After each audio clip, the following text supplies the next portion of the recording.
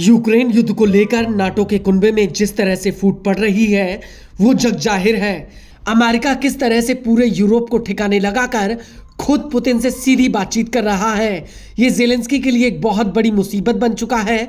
America ने अपने ढंग से 28 बिंदुओं का एक शांति समझौता तैयार किया और ज़ेलेंस्की से कह दिया कि ये प्रस्ताव उन्हें मानना ही होगा।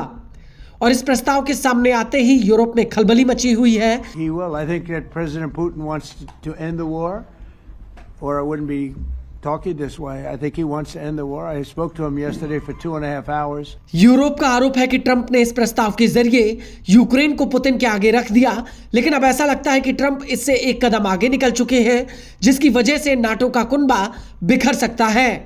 वो इसलिए क्योंकि ट्रंप ने यूरोपीय देशों के आगे डेडलाइन रखी है कि वो 2027 तक अपनी सुरक्षा खुद करने के लिए तैयार हो जाएं। न्यूज़ एजेंसी रॉयटर्स ने ये खबर दी है। रॉयटर्स ने अमेरिकी अधिकारियों के हवाले से कहा कि नाटो के यूरोपीय देशों से अमेरिकी अधिकारियों ने कहा कि वो इंटेलिजेंस गैदरिंग और मिसाइल प्रोडक्शन की ज़्यादा से ज़्यादा जिम्मेदारी अब खुद अपने कंधे पर उठाएं।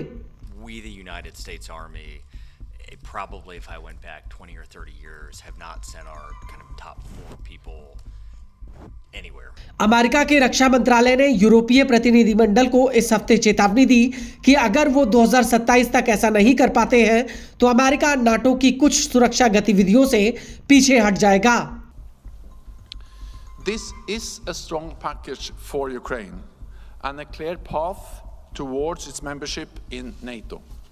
रॉयटर्स के मुताबिक अमेरिका ने ये कदम यूरोप में अपने सीधे हस्तक्षेप को कम करने के लिए उठाया है। इसको लेकर नाटो के एक अधिकारी ने रॉयटर्स को बताया कि सहयोगी देशों से रक्षा में और ज्यादा निवेश करने और पारंपरिक रक्षा का बोझ अमेरिका से यूरोप पर डालने की जरूरत का एहसास किया गया है।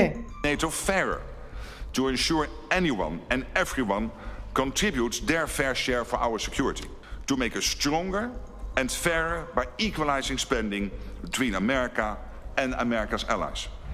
हालांकि यूरोपीय अधिकारियों का मानना है कि 2027 का लक्ष्य अव्यावहारिक है और कम समय में अमेरिका की मौजूदा जिम्मेदारियों को अपने कंधे पर उठाना इतना आसान नहीं है। इसमें कई गुना ज्यादा निवेश की जरूरत है। रॉयटर्स के मुताबिक पेंटागन के अधिकारियों ने यूरोपीय अधिकारियों के साथ एक मीटिंग में कहा कि अमेरिका यूरोपीय डिफेंस में हुई बढ़त से खुश नहीं है, जो उनके मुताबिक उम्मीद से कम रही, और नाटो की जरूरतों को पूरा करने और अमेरिका के साथ सैन्य बोझ साझा करने के लिए और ज्यादा निवेश और कोशिशों की जरूरत है।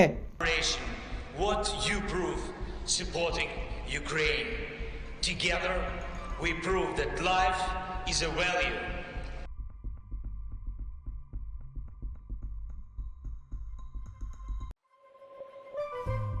आपको बता दें कि इस साल की शुरुआत में नाटो के यूरोपीय देशों ने 2035 तक अपने रक्षा खर्च को जीडीपी के 5% तक बढ़ाने पर सहमति जताई थी। यह प्लान ट्रंप के दबाव डालने के बाद आया। ट्रंप लगातार इस बात पर जोर दे रहे हैं कि यूरोपीय देश नाटो में अपना तय हिस्सा नहीं दे रहे हैं।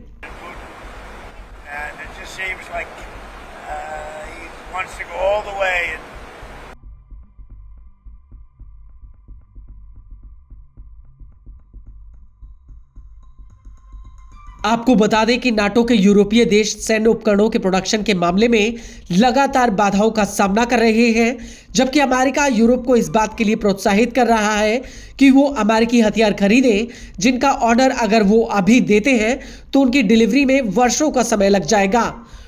और दूसरी सबसे बड़ी अहम बात यह है कि अमेरिका नाटो को विशेष इंटेलिजेंस, सर्विलांस और टोही क्षमताओं को मुहैया कराता है, जिन्हें आसानी से खरीदा या कॉपी नहीं किया जा सकता।